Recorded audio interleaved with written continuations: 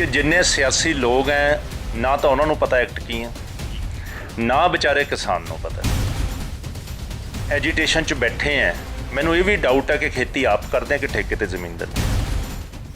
किसान नूं मुक्त कर दिता है कि अपनी फसल जिन्हों जी चाहे उन्होंने बेचे, बगैर आड़तीए दे बेच सकता है, बगैर मंडी ले जाए बेच सकता है, जिन्हों जी चाहे बेच सकता है।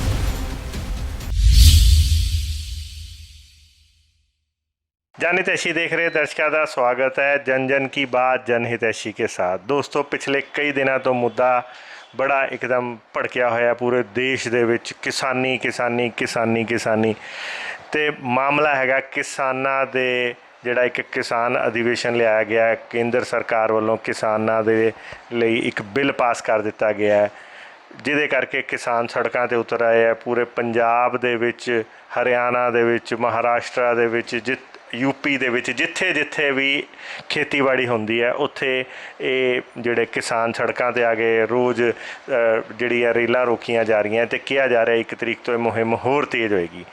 ते पर कुल मिला के मामला है कि ये बिल है कि इहदे बारे असी एक एक्सपर्ट तो राय जानन आए हैं। असी पहुँचे हैं लुधियाना दे विच हरीश राय टांडा जी कोल।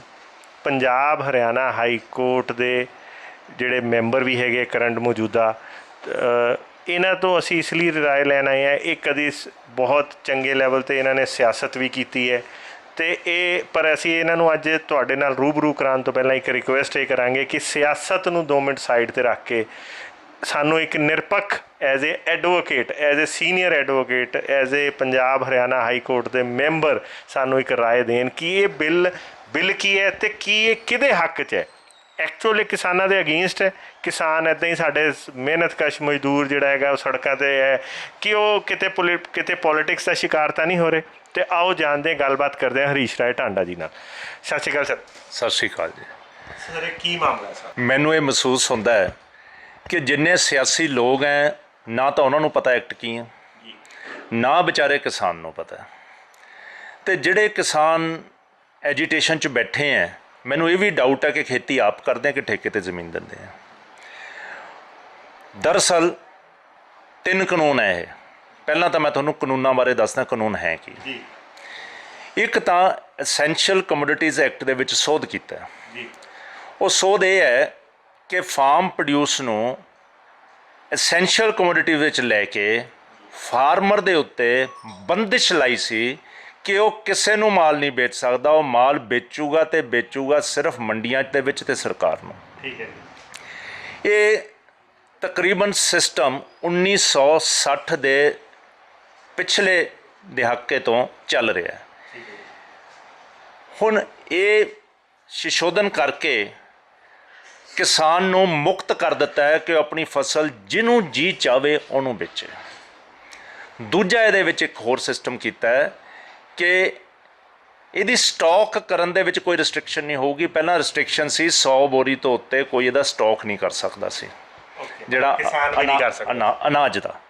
अनाज दा किसान तो बड़ी बार केसिस रजिस्टर होए 1971-72 दे विच होए, एमरजेंसी च होए, फिर जनता पार्टी आए तो होए 77 च होए, तो कि किसी नूं स्टॉक नहीं कर सकता।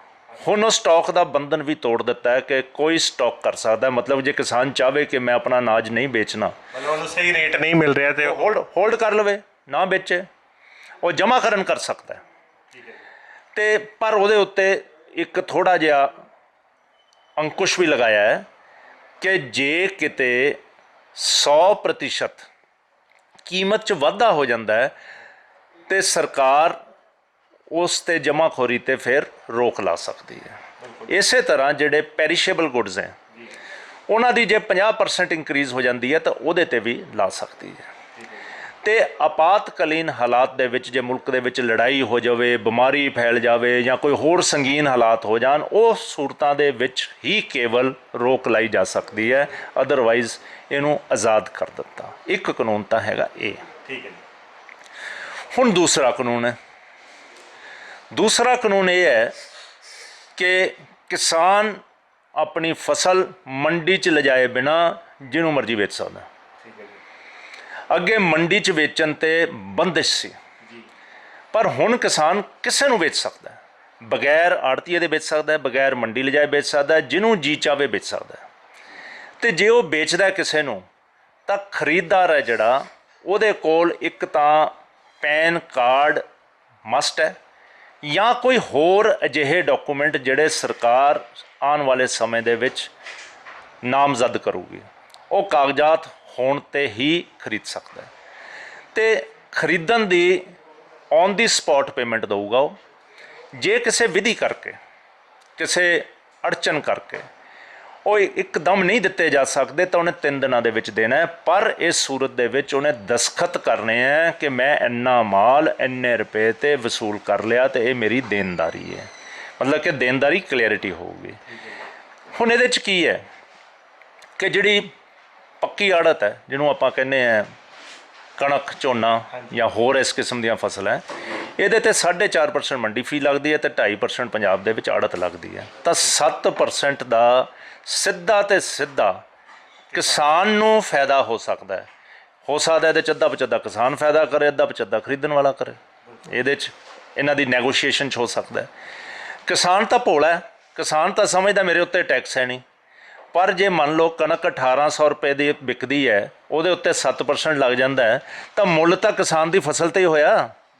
ਇਸ ਤੋਂ ਪਹਿਲਾਂ ਪੰਜਾਬ ਦੇ ਵਿੱਚ 14.5% ਲੱਗਦਾ ਸੀ। 14.5% ਜਿਹੜੀ ਖਰੀਦ ਹੁੰਦੀ ਸੀ ਕਣਕ ਦੀ, ਉਹਦੇ ਵਿੱਚ ਡਿਵੈਲਪਮੈਂਟ ਫੰਡ ਵੀ ਲੱਗਦਾ ਸੀਗਾ, ਇਨਫਰਾਸਟਰਕਚਰ ਡਿਵੈਲਪਮੈਂਟ ਦਾ ਵੀ ਲੱਗਦਾ ਸੀ। ਅਤੇ ਤਕਰੀਬਨ ਪੰਜਾਬ ਨੂੰ 4000 ਕਰੋੜ ਦਾ ਨੁਕਸਾਨ ਹੋਇਆ ਇਹਦੇ ਨਾਲ। ਜਾਂ ਇਹ ਕਹੀਏ ਕਿ 4000 ਕਰੋੜ ਫਾਰਮਰ 'ਤੇ ਟੈਕਸ ਹੁਣ ਨਹੀਂ ਲੱਗਦਾ। ਹੁਣ ਵੀ ਜੇ ਇਹ 4.5% ਨਾ ਲੱਗੇ ਤਾਂ 3600 ਕਰੋੜ ਹੈ। 3600 ਕਰੋੜ ਦਾ ਫਾਰਮਰ ਤੋਂ ਫਾਇਦਾ ਹੋ ਸਕਦਾ ਹੈ। 3600 ਕਰੋੜ ਨੂੰ ਜੇ ਅੱਧ ਕਰ ਲਓ ਤਾਂ ਇਹ ਸਮਝ ਲਓ 1800 ਕਰੋੜ ਫਾਰਮਰ ਕਮਾ ਸਕਦਾ, 1800 ਕਰੋੜ ਪ੍ਰਾਈਵੇਟ ਪਲੇਅਰ ਕਮਾ ਸਕਦਾ। ਇੱਕ ਤਾਂ ਹੈਗਾ ਇਹ ਪਹਿਲੂ। ਦੂਜੀ ਹੈਗੀ ਕੱਚੀ ਆੜਤ। ਕੱਚੀ ਆੜਤ 'ਤੇ ਤਾਂ 6% ਆੜਤ ਹੈ, 4% ਮੰਡੀ ਫੀ ਹੈ ਤਾਂ 10% ਲੱਗ ਜਾਂਦਾ, ਜਿਹਦੇ 'ਚ ਸਬਜ਼ੀ ਫਲ ਵਗੈਰਾ ਹੈਗੇ।